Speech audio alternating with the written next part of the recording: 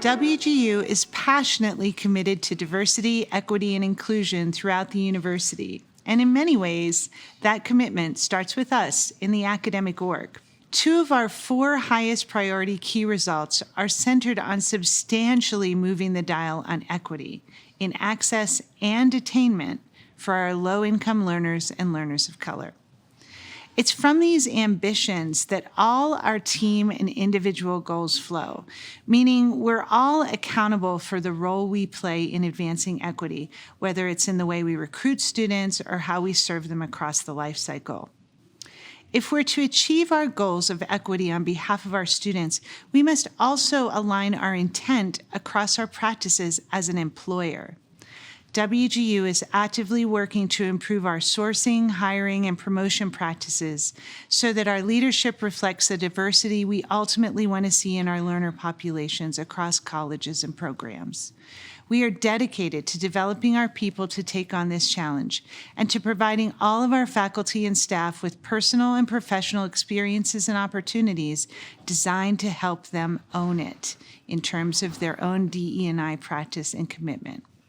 In fact, Jason Thompson, Vice President of Diversity, Equity, and Inclusion at WGU, and his team have built out an incredible holistic suite of events and programs to help each of us learn and grow.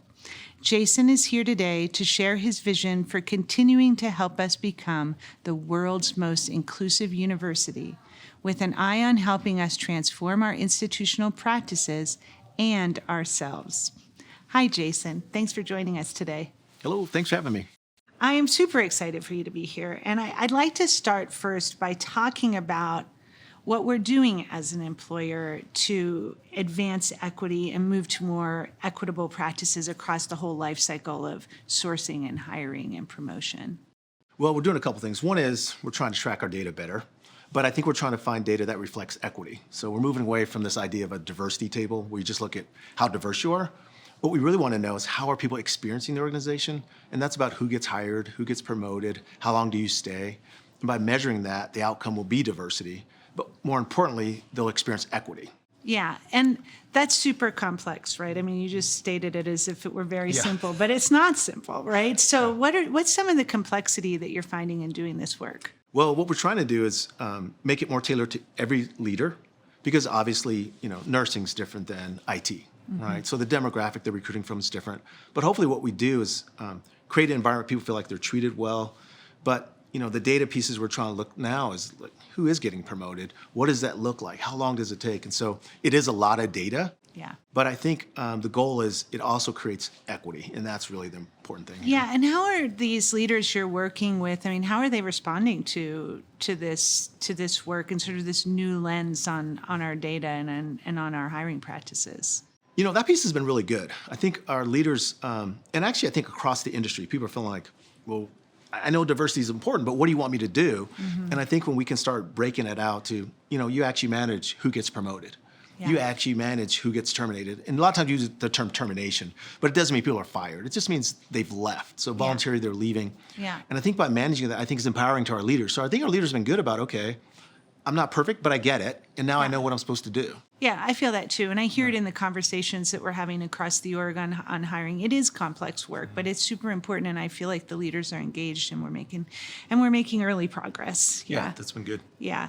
So, as I mentioned, all of us in the academic org have advancing equity goals written into our performance goals for the year. And that's important, I think, given our key results and given that WGU is in the middle of really a change in our commitment to historically underperforming learner populations and specifically low-income students and students of color who come from many times under-resourced communities, or they come from very difficult life circumstances, or complicated, I should say, where they're balancing work and childcare and school. And so, given that we have written these aims into our goals, like, what's your advice of what we can each do in our roles to own it?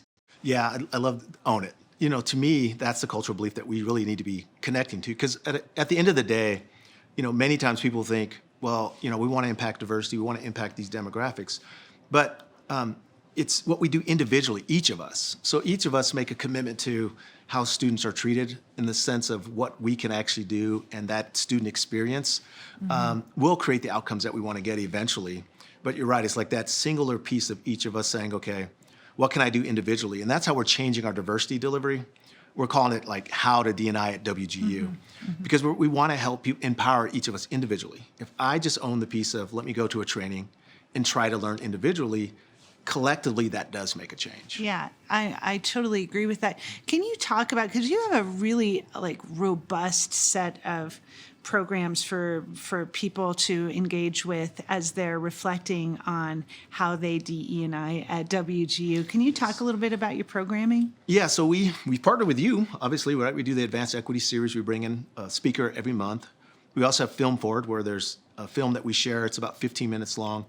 And they're not like, oh, here's Diversity 101. It's more so, here's something someone is experiencing. And they're just short, like 15-minute videos. And the goal is just to watch it and then ask yourself some simple questions. Can you see bias? Can you see microaggression? Can you see privilege?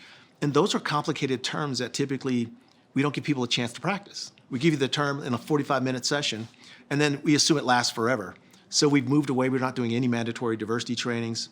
Because again, how can you own it if I just force you to show up? It becomes about attendance, Right. not about learning and applying the concepts. And so what we're trying to do is create a space where people can practice a concept, and then what I like about Film Forward is you can watch that at home. It's available 24 hours a day, and you can watch it. And sometimes because it's in your room, it feels uncomfortable, right? Yeah. It feels like everyone understands it, but I don't. Yeah. Or I have a view that's different than the other views in the room, where you can watch it by yourself and still ask yourself these questions, and still process, can I see some form of bias or privilege here? Yeah. And I think that will eventually trickle down to how we take care of our students, because many times we'll add some form of bias to something a student is experiencing. For example, if I miss a class or something, historically, traditional systems, they think, well, you don't prioritize education. And it could be, no, I have a complicated life, and grandma, I had to go to the dentist. Yeah. So I chose grandma first. Yeah. It doesn't mean education isn't important. It just means I had to make a different decision. And we need to appreciate that and the uniqueness of every student. Yeah, I agree. It's training muscles to notice things. And in this case, to notice our own bias, to notice our own privilege, and to understand that in the context of the work that we're doing every day. and I think your Film Forward program is really good at training people's eye or ear or sort of perception to notice some of these things that I'm hoping will be transferable to the work that we all do every day. And I do mean we, in every single role at WGU, including my own role, and really making sure whether it's a practice or it's a policy, like, let's turn that upside down and look at it in a different way. Exactly. And I think that's the great thing about the work that you're doing. As this starts working, and we do have individuals who are really turning their practices upside down and who are really training themselves to notice bias or privilege, or to notice or sort of generate ideas for how we might do better.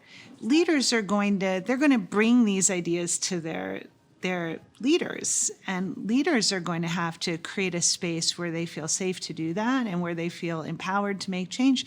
Like, what is your advice for leaders as this actually starts to take root and work? Yeah, I love that, because I think what we're asking leaders to do is to be present, not perfect. Because I think a lot of times people are like, I don't want to say the wrong thing, so they just ignore it. And so what we're really saying is, no, stay in that uncomfortable space where it is uncomfortable. But if you stay in that, that's how we get change. And, we really feel like if we, as the diversity office, really need to create space for people to practice. We keep giving terms around diversity, but no space to practice. Yeah.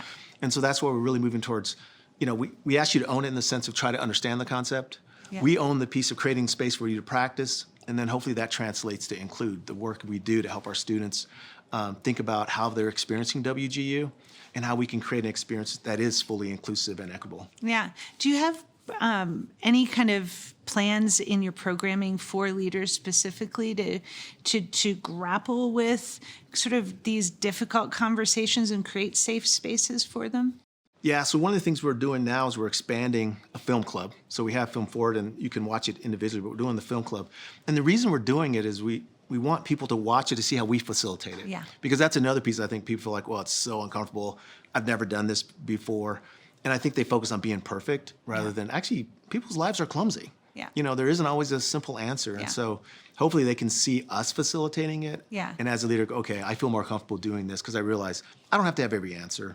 Life's complicated, but Yeah. at least if I can create the space, as you mentioned, Yeah. people are going to speak up and you can say, yeah, we don't have to agree, but we can create a space where we can share our voices. Yeah, absolutely. And you really do a beautiful job at facilitating those kinds of conversations and are going to be a great role model for a leader as leaders as they do this, because that's exactly what they need. It's not ever going to be tidy. Exactly. It's always going to be messy. But I think you can learn these different ways to facilitate conversations that are super productive. Exactly. So I thank you for that. And I thank your team and all of the amazing work that you're doing on your programming and your speaker series and the ERGs. It's just been an incredible change at WGU that I think is leading to some really, really positive outcomes. So sincerely, thank you. And thanks for being here today. Yeah, thank you. It's been great.